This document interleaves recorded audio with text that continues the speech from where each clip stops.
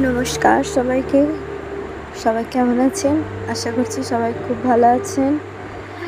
আমিও যে খুব একটা ভালো আছি মিথ্যা কথা বলবো না, তার কারণ শরীরে গলার অবস্থা বুঝতেই পারছেন, খুবই খারাপ। তো চলুন, আজকে চলে এসেছি আবার একটা নতুন অন্যরকম ভিডিও নিয়ে। আজকে আমি বাড়ি যাচ্ছি। হ্যাঁ, আমি আজকে মুম্বাই থেকে দুর্গাপুর যাচ্ছি, কারণ একটু প্রবলেম হয়ে গেছে এখানে। যেহেতু হাজব্যান্ড থাকছে না, তাই একা একা এখানে থাকাটা খুবই কষ্টদায়ক, তাই চলে যাচ্ছি। হাজব্যান্ড না থাকলে দুদিকটাই কষ্টদায়ক থাকা, মুম্বাইও থাকা কষ্টদায়ক, বাড়িতেও থাকা কষ্টদায়ক।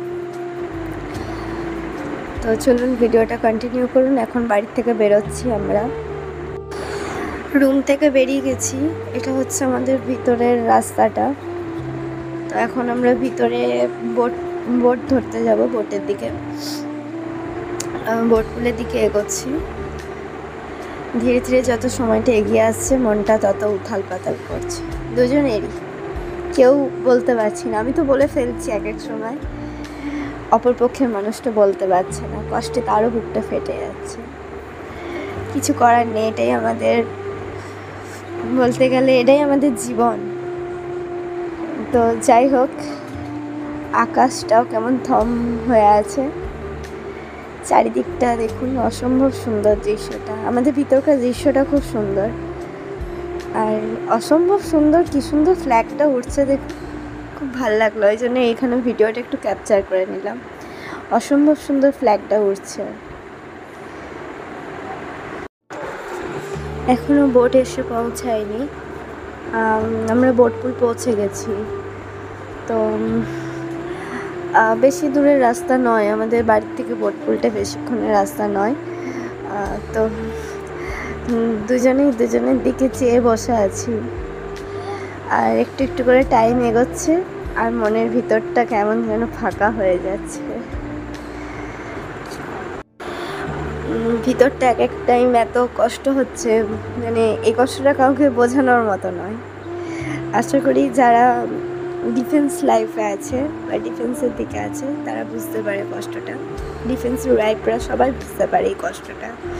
অনেকে এটাকে নাটক, ন্যাকামো অনেক কিছুই বলে থাকে, কিন্তু একমাত্র কষ্টটা যার হয় সেই বোঝে। আর সত্যি বলতে মানে ছেড়ে তো থাকিনি, তাই আরও বেশি কষ্ট হচ্ছে। আমি তো ওকে বলছি, দেখো জলটা কত শান্ত হয়ে আছে, দুজনের মনেই উথাল পাথাল করছে, আর জলটা এদিকে, সমুদ্রটা এদিকে শান্ত হয়ে গেছে। এরকম সমুদ্র অনেকবারই দেখা যায়, কিন্তু বর্ষাকাল টাইমে এরকম সমুদ্রটা শান্ত খুব একটা চট করে চোখে পড়ে না। তো যাই হোক, খুব শান্ত লাগছে সমুদ্রটাকে। বোটে সব চেকিং করে আমরা অলরেডি বোটে চেপে গেছি। বোটটা যখন আসতে লেট করছিল তখন একটু একটু মজা লাগছিল, যে হোক লেট, কে আছে, হোক না, দেখি না, লেটটা হয়েই দেখি কি হয়। তারপর যখন বোটটা ঠিক টাইম মতো চলেই আসলো, সময় মতো, চোখের জল আর বাদ মানছিল না, চোখের জল তখন ছলছল করছিল। তারপর বোটটা ছেড়েও দিল। তখন আমার এই মুম্বাইয়ের পরিবেশ ছেড়ে আসতে আমার খুব কষ্ট হচ্ছিল। আশা করছি আপনারা বুঝতে পারছেন আমার এই কষ্টটা, আমার আওয়াজ শুনেই বুঝতে পারছেন। খুব মিস করছি জায়গাটাকে, এখন মনে হচ্ছে ওই জায়গাটাই আমার কাছে স্বর্গ। খুব মিস করছি, মন টিকছে না। ওখানেও মন টিকতো না, ওই কথায় বলে না, স্বামী না থাকলে কোথাও মন টেকে না, তাই ওখানেও মনটা টিকতো না। কিন্তু কি বলুন তো, টিকিয়ে নিতাম ঠিক। এখানে আরোই মন টিকছে না, খুব কষ্ট হচ্ছে। তো যাই হোক, মুম্বাইয়ের পরিবেশটা ছেড়ে আসতে, ওদিকে মানুষজন, অনেক কিছু তখন মনে পড়ছিল। কাজের থেকে এসে দুজনে একসাথে বেরোনো, অনেক কিছু অনেক কিছু স্মৃতি তখন মাথার মধ্যে ঘুরছিল। এমনিতে আমি অনেকবার বোটের মধ্যে মানে আমার হাজব্যান্ডের দিকে তাকিয়ে আমি এক দৃষ্টিতে তাকিয়ে অনেকবার কেঁদেও ফেলেছি। ওরও কষ্ট হচ্ছিল কিন্তু বলতে পারছে না, আর আমার কষ্টটা তো আমি প্রকাশ করেই ফেলছি, ছেলেরা তো প্রকাশ করতে পারে না। যেহেতু আমি 13 তারিখ চেপেছি, তো 14 তারিখ মাঝখানে বাদ দিয়ে 15 তারিখ যেহেতু 15 আগস্ট, তার জন্য আমি যেহেতু যেখানে যাচ্ছি সেই দিকটা পুরো 3 রং দিয়ে একেবারে সেজে উঠেছে চারিদিকে পরিবেশ।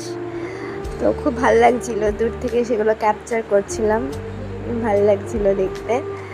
আর ইতিমধ্যে আমাদের বোটের টাইমটাও নেমে যাওয়ার টাইমও শেষের দিকে, তাই নামতেই হবে এবার।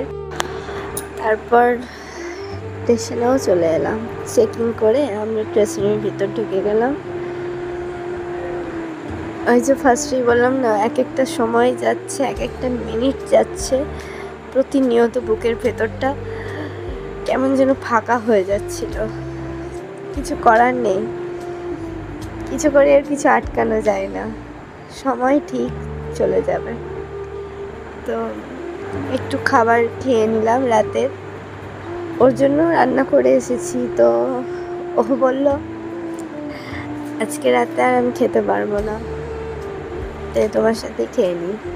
তাই ও খেয়ে নিল আমার সাথেই একটু ছোলে বাটোরা। আমি খুব ভালোবাসি তো খেতে এটা, তাই ও এটাই কিনেছে, তাই একটু ছোলে বাটোরা খেয়ে নিলাম। তো আপনাদের বলেইছিলাম আমি ট্রেনে না খুব শরীর খারাপ করেছিল, তাই ভিডিও সেরকম আমি কোনো করতে পারিনি। এই যেদিন চেপেছি সেদিনকে ভিডিও তো দিয়েছি, তারপরে গোটা দিন সারাটা দিন কী করে কাটালাম ট্রেনে সেই ভিডিও আমি দিতে পারিনি, কারণ প্রচুর শরীর খারাপ করছিল আমার, ঠান্ডা লেগে গেছিলো, জ্বর। আপনারা তো আমার গলার আওয়াজ শুনে বুঝতেই পারছেন এখন আমার ঠান্ডা লেগে আছে, তো তার জন্য ভিডিও দিতে পারিনি আমি। ওই জন্য একেবারে নামার ভিডিও এটাই দিয়েছি। দেখতে দেখতে বললাম না, সময়ের খাতা ঠিক বয়ে যায়, দেখতে দেখতে সময়টাও চলে গেল। ওদিকে ওকে ছেড়ে এসে একা হয়ে দুজন দুপ্রান্তে থেকে